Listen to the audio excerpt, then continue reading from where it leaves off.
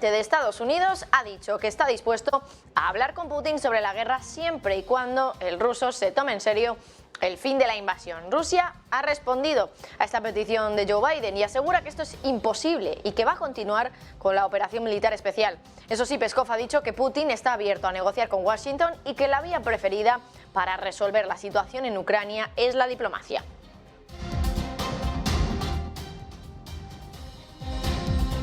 El inmobiliario está empezando a lanzar señales muy preocupantes. La última la ha lanzado uno de los fondos inmobiliarios más grandes del mundo, el llamado Braid de Blackstone.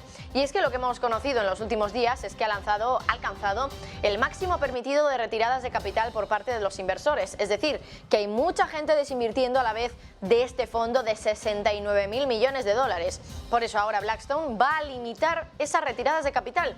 Y esto está dejando muy preocupado al mercado, porque ¿qué es lo que están viendo los ricos inversores del fondo para tener que retirar millones y millones de dólares? Enseguida intentamos descubrirlo. Estudia hoy bajar el tope al precio del gas por debajo de la polémica propuesta de la Comisión Europea en los 275 euros el megavatio hora. Hoy los países empiezan a negociar y esperan alcanzar un acuerdo antes del 13 de diciembre. En un documento compartido con otros Estados miembros de la Unión Europea, esta semana Italia, Polonia, Grecia y Bélgica y Eslovenia han propuesto dos opciones: un límite de precio fijo mucho más bajo de 160 euros el megavatio hora o un límite de precio dinámico. Además, ayer in extremis Europa acordó poner el tope del petróleo en los 60 dólares el barril. Les contamos ahora todos los detalles.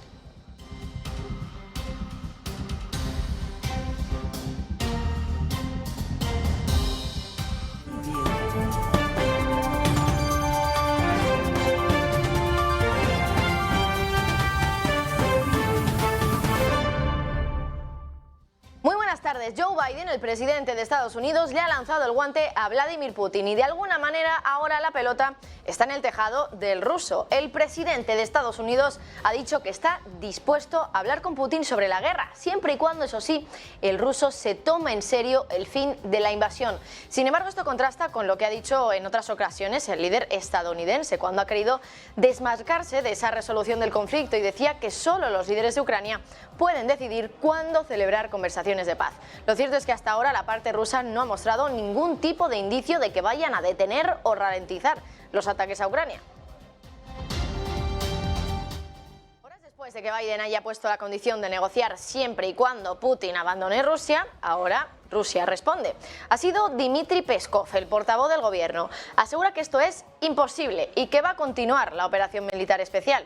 Eso sí, Peskov ha dicho que Putin está abierto a negociar con Washington y que la vía preferida para resolver la situación en Ucrania es la diplomacia. Por cierto, en esas declaraciones, Peskov también ha dicho que Rusia va a utilizar todos los medios disponibles para defender sus intereses en caso de nuevos juicios por el suministro insuficiente de gas de otros países. Por cierto, Finlandia se ha unido a Francia y también a Alemania en sus críticas a Estados Unidos. La primera ministra, Sanna Marin, ha dicho que la invasión de Rusia a Ucrania ha demostrado que Europa depende demasiado de Estados Unidos para su propia seguridad. Marin cree que el viejo continente debe impulsar las capacidades de defensa de Europa, incluida la producción de armas. Ojo con esto, porque recuerden que al final la OTAN ya dijo que los países de la alianza deberían aumentar ese gasto en defensa. La cuestión es hacia dónde va todo ese dinero del gasto, del aumento del gasto. Bueno, pues lo que quiere la primera ministra finlandesa es que ese gasto venga o vaya hacia países europeos. La primera ministra de Finlandia ha dicho también que debía ser brutalmente honesta y que Europa no es lo suficientemente fuerte en este momento y que estaríamos en problemas sin Estados Unidos. Marin también ha reconocido que ha hablado incluso con muchos políticos de allí, del país americano, y que piensan que Europa debe ser más fuerte.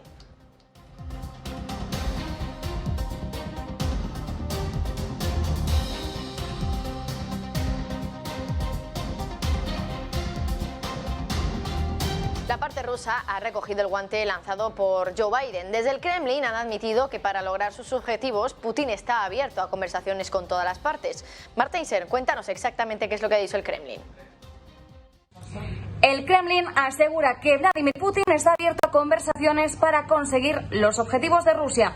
Sin embargo, dice que encontrar una base mutua para esas negociaciones es difícil, porque Estados Unidos no reconoce los nuevos territorios de Rusia.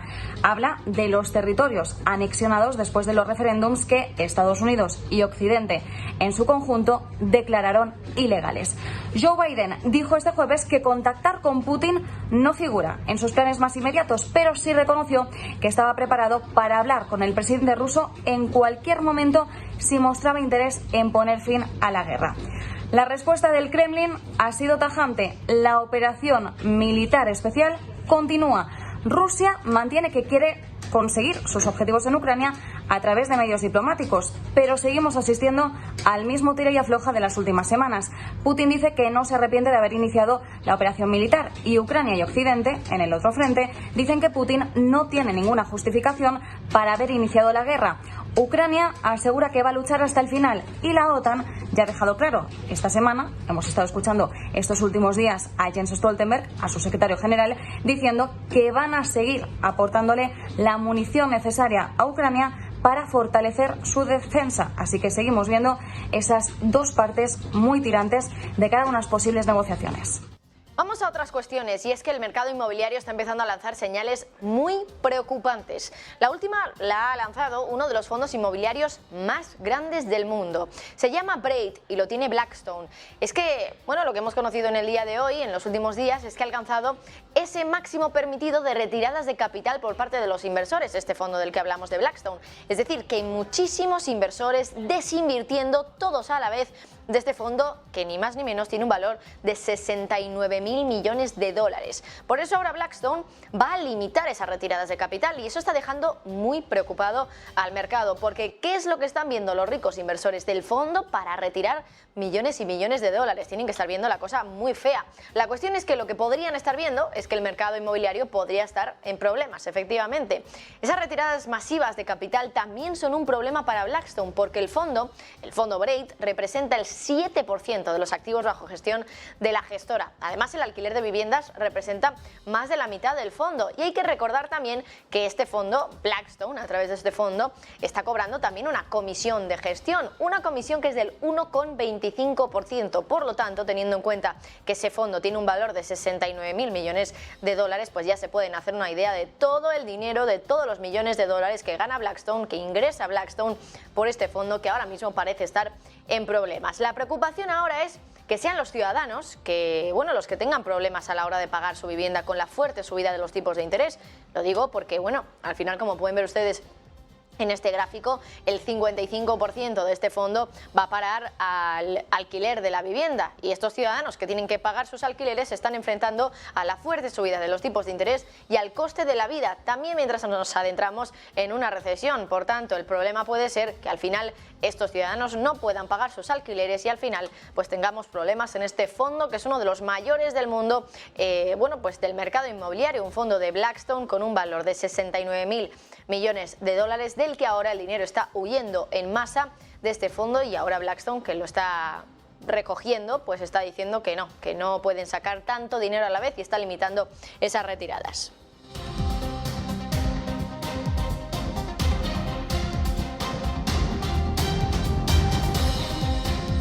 Y a todo esto que estamos hablando sobre el sector inmobiliario y sobre los problemas que podría haber, se le suma también la misteriosa pista que dejó Michael Burry en su Twitter hace no mucho tiempo, hace apenas unos días, unas semanas como mucho.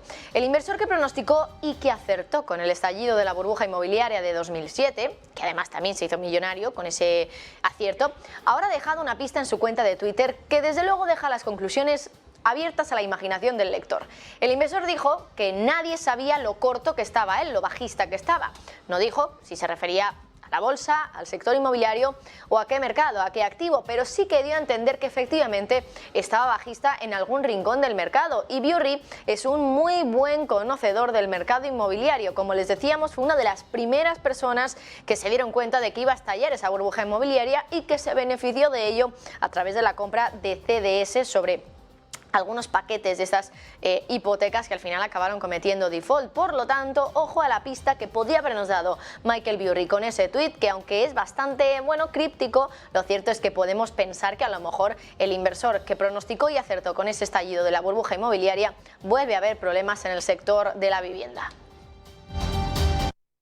Problemas también en el mercado de renta variable. Bank of America ha detectado que en la última semana se ha registrado la mayor retirada de capital en 3 meses. En los 7 días terminados este miércoles, los fondos de renta variable han sufrido una salida de capital de 14.100 millones de dólares.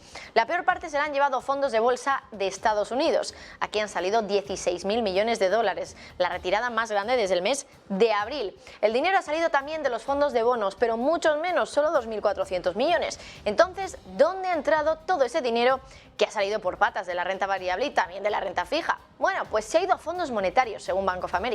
Concretamente, aquí se ha registrado una entrada de 31.100 millones de dólares. Por lo tanto, el dinero huye del riesgo ahora mismo, que está, pues en la renta variable, pero también en la renta fija, con las subidas de tipos de los bancos centrales y el vaivén, por tanto, también dentro de los precios de esos bonos, y está quedándose quieto en fondos monetarios, en cash, en efectivo.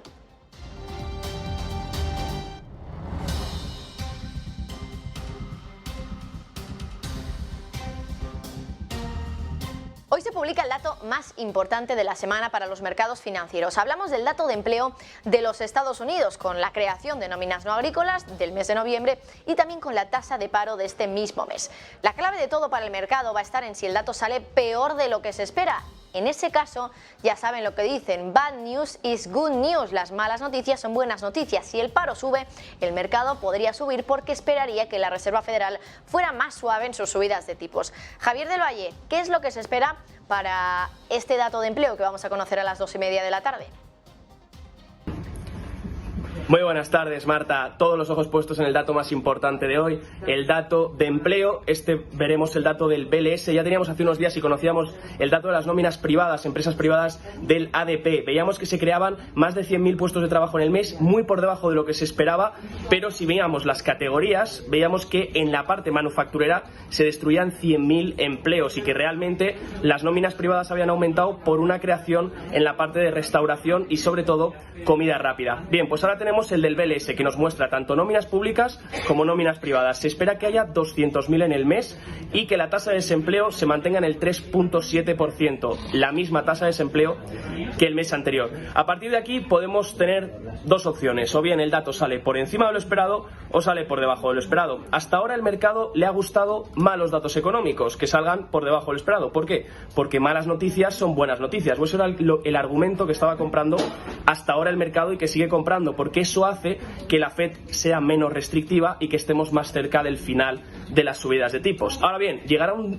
punto en el que esta premisa de que malas noticias son buenas noticias se acabe, porque realmente las malas noticias serán tan malas que entonces deberemos preocuparnos de verdad por una posible recesión, y una recesión pues que pueda agravarse aún más, ¿no? Dicho esto, si tenemos un dato por encima de lo esperado, deberíamos ver un repunte del dólar, un repunte de los intereses y una bajada de los activos de riesgo. Sugiere esto que la Fed se mantenga más hawkish, y los datos que apoyan este estimado que salga por encima de lo esperado sería, por ejemplo, las initial claims. Hemos visto la demanda de trabajadores sigue muy fuerte. El ratio está en 1.7 de puestos disponibles por cada desempleado. Por tanto, seguimos con un ratio bastante alto. En el caso contrario sería tener un dato por debajo de lo esperado, que sería inferior a 200.000 nóminas y una tasa de desempleo superior al 3,8, 3,9. Esto daría pie a un dólar index a la baja, unos intereses a la baja, descontando una menor política restrictiva por parte de la Fed, y que los activos de riesgo pudiesen repuntar. La pregunta es hasta cuándo van a seguir con esta narrativa que les he comentado antes, ¿no? Esto sugeriría una Fed más dovish, aumentaría las probabilidades de 50 puntos básicos aún más para la reunión de diciembre, pero ya están muy altas, y los datos que apoyan que esto salga por debajo de lo esperado, pues por ejemplo, las nóminas ADP, que ya vimos que han caído bastante a pesar de ser positivas, el ISM, que en la categoría de empleo ya nos metía la parte de empleo en contracción, y también los despidos anunciados y la congelación de la contratación en los últimos meses. Los estimados de Goldman para el dato de empleo son los siguientes. Si los datos de nóminas no agrícolas salen por encima de 261.000, el S&P podría caer al menos un 2%. Si salen entre 175 y 261, podría bajar entre el 1 y el 2%. Si salen entre 125 y 175.000, el S&P 500 podría subir entre 0,5 y 1%. Y si salen entre 0 y 125.000, el S&P podría subir un 1 o 2%. Nos quedamos con esta previa y veremos a ver con qué nos sorprende el dato. Y en Europa, cuenta atrás para la próxima reunión de política monetaria del Banco Central Europeo. Su vicepresidente Luis de Guindos hoy ha anunciado que en ella van a abordar los detalles para comenzar la temida reducción del balance. El balance del Banco Central Europeo, ha dicho hoy de Guindos, es el mayor entre los bancos centrales, y además también ha reconocido que se trata de una operación delicada porque no tienen experiencia previa, y también ha admitido que no saben qué es lo que puede ocurrir ni cómo van a atajar esa reducción del balance. Escuchamos lo que ha dicho hoy Luis de Guindos. Vamos a decidir cómo vamos a empezar a reducir nuestro balance. El balance del Banco Central Europeo en términos relativos es el mayor de todos los bancos centrales del mundo, es decir, hemos sido muy activos en la compra de activos, y tendremos que decidir cómo, cuándo, de qué modo vamos a empezar a reducir ese balance. Es una operación que yo les diría que es delicada, es decir, es el otro lado de la moneda de la inyección de las compras de activos, de las compras de bonos que han realizado los bancos centrales durante mucho tiempo. Y como esta es política no convencional, no era usual en el pasado, tampoco sabemos, y tenemos que hacer con cuidado, porque evidentemente no se tiene experiencia de lo que puede ocurrir cuando uno empieza a reducir su balance, y hay que hacerlo, y los efectos que puede tener en el mercado. De Guindos también ha hablado de inflación, y en este sentido parece que, bueno, pues dista un poco de lo que dice su presidenta, Christine Lagarde. Ha dicho que vamos a tener una desaceleración de la inflación clara en este primer semestre del año 2023, que está ya a punto de comenzar. Y además también ha dicho que cree que a mediados del año que viene la inflación va a estar en torno al 7%. Recuerden que ahora está en torno al 10% en la eurozona. Fíjense en este mensaje tan claro de Guindos respecto a la inflación, cuando hace apenas unos días escuchábamos a Lagarde, a su presidenta, no querer mojarse respecto a la subida de los precios. Escuchen a de Guindos. El perfil que nosotros prevemos es que la inflación puede estar 3-4 meses en torno a estos niveles, décima arriba, décima abajo, pero que sí tendremos una desaceleración relativamente clara en el primer semestre del año próximo. Para situarse, y es muy difícil hacer proyecciones, y aquí uno cuando hace una proyección teniendo en cuenta el nivel de incertidumbre que nos rodea, pues es un atrevimiento, y lo diría, pero nosotros creemos que la inflación a mediados del año que viene en la zona euro estará en el entorno del 7%. Es una desaceleración importante, pero vuelvo a repetir, claramente por encima de nuestro objetivo de estabilidad de precios.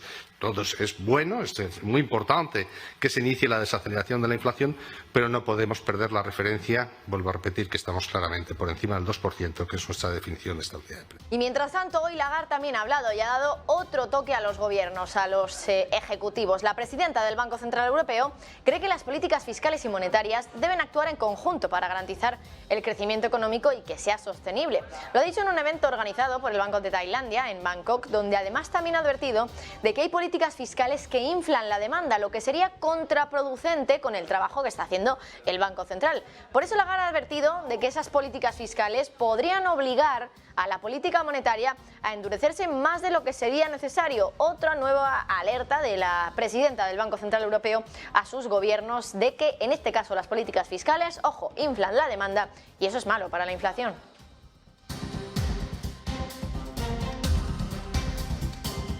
Y hablando de inflación, sigue siendo la principal preocupación económica del mundo, y aunque el dato de IPC, en el caso de la eurozona, sigue estando en el doble dígito, 10%, hay una cifra que podría servir como indicador adelantado que sugiere que los precios podrían empezar a caer ya brevemente. Hablamos de la inflación mayorista o la inflación al productor, el famoso índice IPP, que, por cierto, en la comparativa mensual ha caído un 2,9% según el dato que se ha publicado esta mañana. Marta Isen, cuéntanos.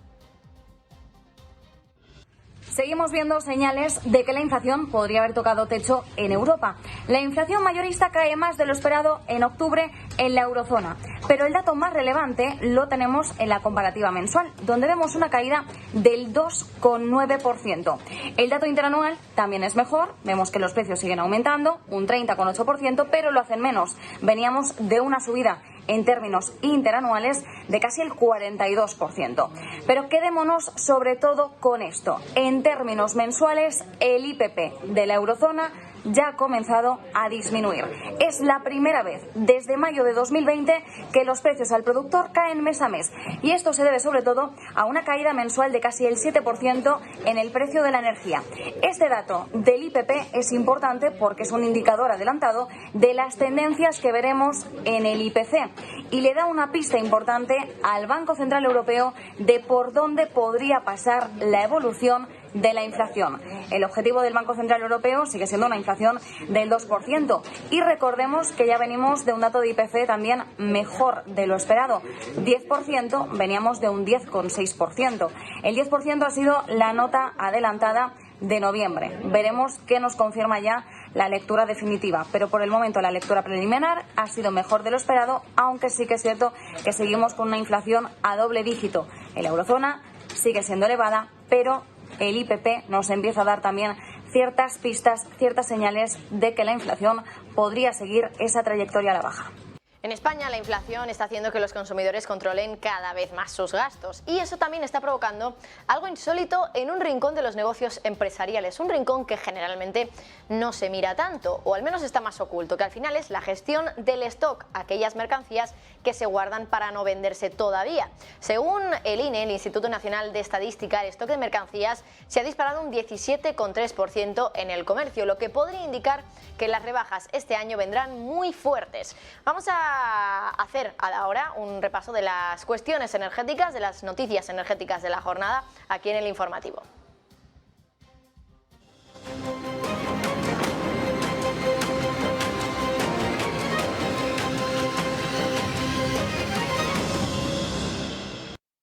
La Unión Europea se pone de acuerdo al fin sobre el tope al petróleo ruso. Los gobiernos han acordado provisionalmente un tope de $60 por barril, con un mecanismo de ajuste para mantener el tope un 5% por debajo del precio de mercado, según un diplomático de la Unión Europea. Uno de los escollos del acuerdo era Polonia, que tenía hasta las 3 de la tarde para aceptar que no estaba por la labor, puesto que consideraba que había que colocarla a un nivel mucho más bajo que el del contado del crudo de los Urales, el precio del petróleo de referencia en Rusia. Por el momento hay fumata blanca, por tanto, en Europa y acuerdan poner ese tope del petróleo ruso en $60 el barril, un tope que va a entrar en vigor el próximo lunes 5 de diciembre. El embargo al petróleo ruso que prepara ya Europa se está notando en los costes de envío del crudo ruso. Estos precios se están disparando a medida que más propietarios de petroleros evitan el comercio días antes de que entren en vigor sanciones más estrictas de la Unión Europea. Y es que los propietarios que todavía están dispuestos a cargar crudo ruso están intentando cobrar más por el riesgo. Las tarifas del mar Báltico a la India se están negociando en unos 15 millones o $20 por barril para las cargas después del 5 de diciembre, cuando entren en vigor las nuevas restricciones de la Unión Europea. Eso es un fuerte aumento de $9 millones a 11,5 millones anteriores. La Unión Europea estudia hoy bajar el tope al precio del gas por debajo de la polémica propuesta de la Comisión Europea en los 275 euros megavatio hora. Hoy los países empiezan a negociar y esperan alcanzar un acuerdo antes del día 13 de diciembre. Los gobiernos criticaron duramente la propuesta de la Comisión de topar el precio del gas en los 275 euros, lo que a muchos les parecía un precio demasiado elevado y que además nunca se activaría. En un documento compartido con otros Estados miembros de la Unión Europea esta semana, Italia, Polonia, Grecia, Bélgica y Eslovenia propusieron dos opciones: un límite de precio fijo mucho más bajo, de 160 euros megavatio hora, o un límite de precio dinámico que podría fluctuar en respuesta a los precios de referencia del gas natural licuado existentes. Sin embargo, algunos países como Alemania y Países Bajos advierten de que la limitación de los precios podría dificultar que Europa atraiga el tan necesario suministro de gas de los mercados mundiales. se distancia de Estados Unidos y de Rusia para no depender tanto energéticamente de ambos países. Para hacerlo ahora se está acercando a Japón. La Unión Europea y Japón han firmado un memorándum de entendimiento para cooperar en el trasvase de hidrógeno. Y es que el hidrógeno verde es una de las fuentes de energía renovables por las que más se está apostando ahora mismo Europa para las próximas décadas, sobre todo al independizarse de los combustibles. El aliado escogido para esto es Japón, uno de los países pioneros en esto del hidrógeno verde y además un país asiático más alineado con Occidente que con Oriente.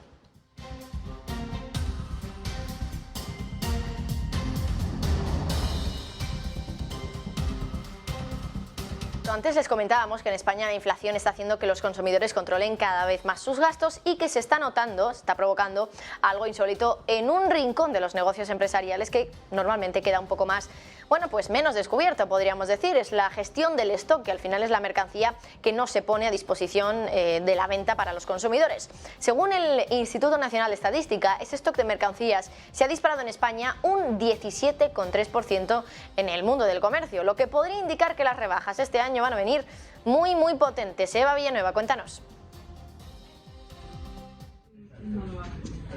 Muy buenas. Cada vez más se nota como los consumidores españoles están controlando sus gastos y no por nada, sino porque esa inflación que sigue disparada sigue rasgando los bolsillos. Control en el gasto, caída en el consumo y eso se está notando ya en los almacenes. Según el INE, el stock de mercancías se ha disparado más de un 17% en el comercio en el tercer trimestre. Es el mayor alza desde el comienzo de la serie en 2013. Y no es la primera vez, porque con este repunte son ya 5 trimestres de tasas positivas, después de haber acumulado un año en negativo, coincidiendo con los peores trimestres de la crisis originada por el COVID. Todos los sectores que recoge la encuesta del Instituto Nacional de Estadística constatan ese aumento de material que no logra ver salida de los almacenes, con tasas anuales positivas entre julio y septiembre. El mayor repunte interanual se lo anota el comercio mayorista, con un alza del 21,8%. Le sigue el minorista, con un alza del 14,4% en relación al tercer trimestre del año pasado. Pero también podemos comentar, entre otras referencias, esa venta y reparación de vehículos de motor. Ahí, en este punto, las existencias se incrementan en un 5,4%. Quedan apenas 4 minutos para que conozcamos el dato de la semana. Es el dato de empleo de los Estados Unidos, el que publica el gobierno de Estados Unidos. Por un lado tenemos la creación de nóminas no agrícolas. Se espera que esté en 200.000 para el mes de noviembre. Sería una pequeña reducción respecto a la creación de empleos del mes anterior, que estaba más o menos en el entorno, ahora mismo les digo el dato confirmado, de 261.000 nóminas no agrícolas. Eso para octubre, para noviembre se esperan 200.000. Por lo tanto, menor creación de empleo. ¿Y qué hay del dato de paro, que al final desde luego es el que más va a mirar la Reserva Federal? Ojo, porque como haya destrucción de empleo y por tanto suba ese paro, quizá le dé más argumentos todavía a la Reserva Federal para subir los tipos de una forma más suave en su reunión de tipos de diciembre, en la reunión dentro de unas semanas, de más o menos 2 semanas, donde podríamos ver incluso una Reserva Federal que suba los tipos de interés, en 50 puntos básicos, lo que supondría bajar esa subida de tipos respecto a la que habíamos tenido en semanas anteriores, en meses anteriores, cuando habíamos tenido subidas de tipos de 75 puntos básicos. Vamos a repasar antes de nada, antes de que tengamos ya ese dato encima de la mesa, cómo están haciéndolo ahora mismo los futuros de Wall Street. Ahora mismo tenemos esos futuros con caídas del 0,15 para el Dow Jones, del 0,11 para el S&P 500 y del 0,16. Así que estén muy pendientes porque apenas quedan 2 minutos. Antes de nada, vamos a recuperar una pieza que hacía también nuestra compañera Eva Villanueva, donde nos hablaba de cómo China está empezando a apoderarse de cargamentos de petróleo ruso tras una breve pausa por la fuerte caída de los precios. Eva Villanueva, cuéntanos. Muy buenas. Las refinerías de petróleo en China están trabajando a pleno rendimiento de cara a recibir esos cargamentos de crudo ruso. No es nada nuevo, pero tras una breve pausa, el flujo se está disparando debido a esa gran cantidad de combustible ruso que está sin vender. Los procesadores privados del gigante asiático acaban de cerrar acuerdos para recibir distintos cargamentos de crudo ruso que deberán recibir entre este mes de diciembre y enero, según las fuentes a las que ha tenido acceso Bloomberg. ¿Y qué es lo que se ha visto? Pues los envíos se están negociando ya con mayores descuentos respecto al crudo Brent de referencia mundial que los acuerdos que se cerraban hace apenas unas semanas. No en vano, los observadores que monitorizan esta venta de crudo ruso están analizando los cambios en esos cruces comerciales en esa cuenta atrás para el 5 de diciembre, fecha en la que está previsto que entre en vigor ese embargo, esas nuevas sanciones que van a prohibir al bloque comunitario extender servicios bancarios o el aseguramiento de la carga y envío del comercio de ese combustible ruso. Los comerciantes ahora están preocupados e interesados en saber si China e India, esos nuevos grandes importadores de petróleo ruso desde que la Unión Europea comenzó a desligarse de él, de si pueden continuar comprando ese crudo ruso y si los países que utilicen ese tope de precio propuesto, que aún está en el aire en torno a los $60, según parece ultimar el G7 y la Unión Europea, sí, esos países utilizarán y recurrirán a proveedores fuera de la Unión Europea.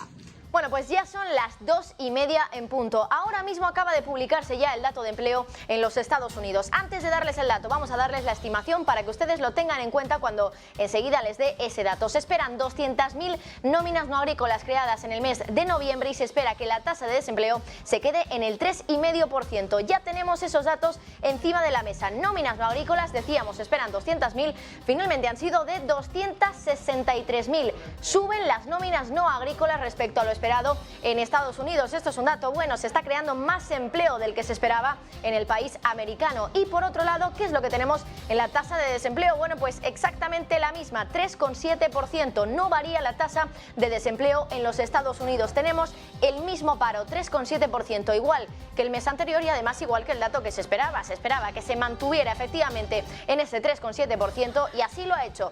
¿Cuál es la lectura, la interpretación que sacamos de estos dos datos de empleo que hemos conocido en el día de hoy? Pues sobre todo respecto a las nóminas no agrícolas hay una diferencia bastante importante respecto a las nóminas no agrícolas de la encuesta ADP que conocíamos el pasado miércoles, y es que entonces habíamos visto cómo parecía que se creaba menos empleo y además también esa creación de nóminas estaba por debajo de lo que se esperaba, pero aquí es diferente. Se esperaban 200.000 nóminas no agrícolas creadas en el mes de noviembre, finalmente han sido 263.000 nóminas no agrícolas creadas entonces, pero ojo porque el dato anterior estaba en las 284.000 según estamos pudiendo ver ahora. Por lo tanto sí que queda por debajo del mes anterior, pero no por debajo de las estimaciones que están, bueno, en este caso las estimaciones estaban en 200.000 y ahora mismo ese dato ha salido en 263.000. La lectura es que el mercado laboral sigue a tope, podríamos decir, sigue bastante bien, bastante en forma. Por lo tanto, esto borraría ese argumento de que la Reserva Federal tiene que seguir siendo, tiene que empezar a ser menos hawkish y tiene que empezar a suavizar esas subidas de tipos de interés. Sería un argumento para que la Fed empezara a subir los tipos ya un poquito menos, en 50 puntos básicos en diciembre, pero parece ser que por esta vía los argumentos no van a favor